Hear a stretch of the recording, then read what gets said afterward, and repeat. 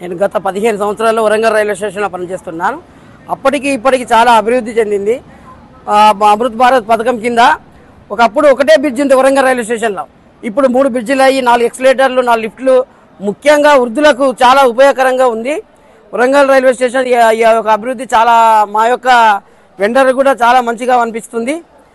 ఇంకోటి ఏంటిదంటే ఈ ఆన్లైన్ ఫుడ్ చేయబట్టి చాలా ప్రాబ్లమ్స్ ఎదుర్కొంటున్నాం సార్. మేము దానివల్ల మా జీవనోపాధిని చాలా విధంగా కోల్పోతున్నాం. అందులో విధంగా ముఖ్యంగా వేరే రాష్ట్రాల నుంచి వచ్చి బీహార్ రాష్ట్రాల నుంచి వచ్చి చాలామంది మా యొక్క జీవనోపాధికి ఆటంకం కలిగిస్తారు.